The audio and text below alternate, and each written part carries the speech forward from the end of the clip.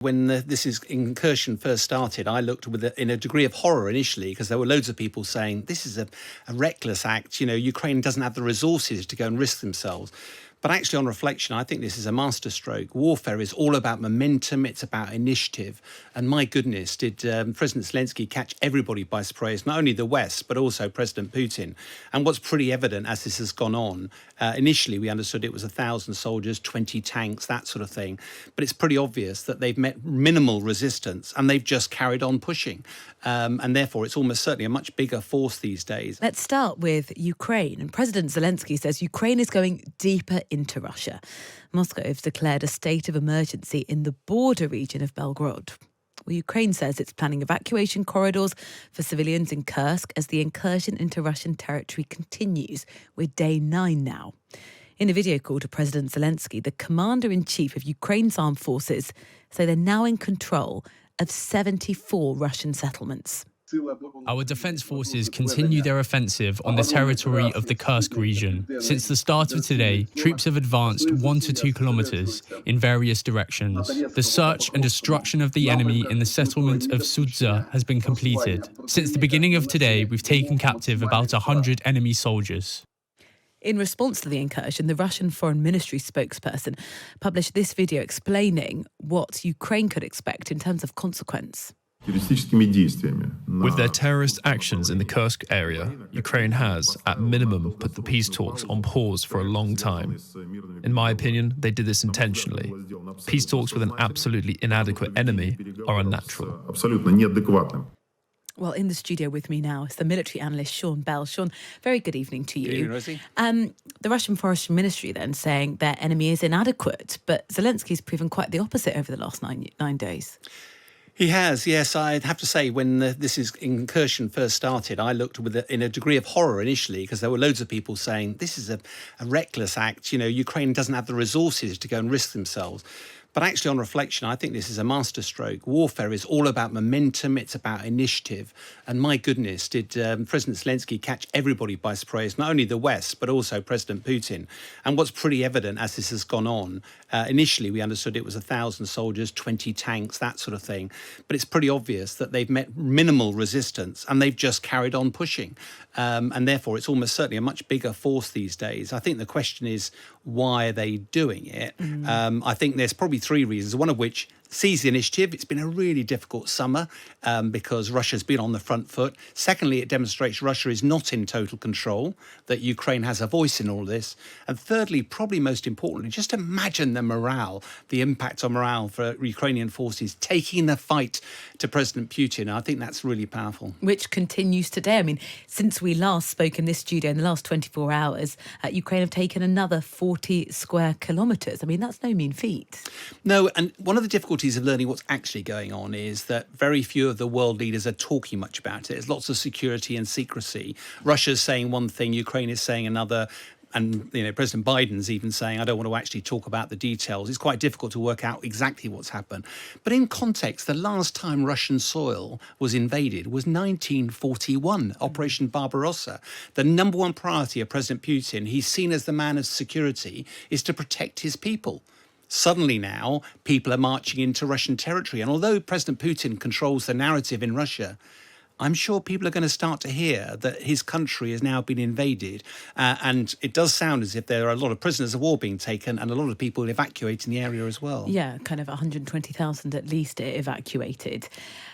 This is the conversation that President Zelensky wanted us to be having last summer. Do you know, that much heralded summer offensive that failed to gain traction? Is this also partly Zelensky saying to Western allies, you thought we couldn't make grounds on land, and actually we can, we've proven ourselves? I think, yes, I can understand the analogy, but if you go back to September 22, one thing that Zelensky's forces did very well is liberate the Kharkiv region, took 12,000 square kilometres almost overnight. And on the back of that, they said, we can do the spring offensive. The trouble is, Russia heard that and had 6 months to prepare. Yeah. And therefore, there were layers of dragon's teeth, trench lines, minefields that meant it almost impossible for Ukraine. I think what nobody expected was that the Ukrainians would do an invasion of Russia Russia. And it's worth the context. There's an enormous border between Russia and Ukraine. If Ukraine can do it there, at the moment in the sort of Kursk region, Bryansk and Belgorod are also potentially under threat, they could do it anywhere. And if Russia's going to protect its borders, it's going to have to pull a lot of forces away from the front line. And strategically, I suspect that's ultimately the aim of Ukraine, is to actually force Russia to redeploy. To redeploy, because the first forces that were there are some conscripts and local people. They've clearly not put up any defence at all. Ukrainians just walked through. So I think the next question will be, how long will Ukraine stay there? Because Putin will be angry, will want his commanders to deal with this ruthlessly. And bluntly, Ukraine will not want to lose a lot of people as part of that. So it'll be interesting to see how long they stay, what Russia actually does in response, away from the rhetoric, and then how do they manage to extricate themselves, minimising the casualties. Yeah, we've just heard some of the rhetoric there, haven't we? And right now, you talk about momentum, you've got Ukrainians ripping down Russian flags in towns, in villages, 74 of those territories now. Some of the confusion has been, why hasn't Russia been able to quash this and quash it sooner? We're talking day 9 now. Well, first of all, I don't think they were ready for it at all, which is a bit of a intelligence failure. Secondly, it is quite an audacious act to do it. And bluntly, Russia's pulled all its military capability into the Donbass region. That's where they're doing the majority of their fighting. And I think this is a masterstroke. What's really interesting from my perspective is these operations only happen when they're intelligence-led. And a lot of intelligence comes to Ukraine from the West, whether it's satellite technology, whether it's the eyes and the ears over the battlefield. All of that will have informed Ukraine where to go. One of the things about morale, though, is fascinating. I know a couple of Ukrainians who I sound check with it every now and again. Yesterday, one of the Ukrainians said to me, we can't wait for a Ukrainian flag to be plonked into the middle of Moscow. And I looked and went, well, that's a bit fanciful, but it just demonstrates the huge morale fill-up. This has been it would be hard to underestimate just how difficult summer it's been. There's been literally tens of thousands of casualties. Russia has been steadily taking ground, capitalising on the shortage of Ukrainian weapons. Now, Ukraine has seized the initiative, and it'll be really interesting to see what President Putin does about it. Well, let's try and get into that, because Putin's previously said using NATO weapons on Russian territory was a red line. He often uses that phrase, a red line. What are they, and what's he threatened to do if one of those lines is crossed? Well, he's consistently had red lines, hasn't he? And if you look back, the West initially was reluctant to help Ukraine for fear of getting NATO involved. Then we provided anti-tank weapons to Ukraine, defensive weapons. And there was a lot of talk, remember, teeth sucking about providing tanks. The UK led forward onto the Challenger 2.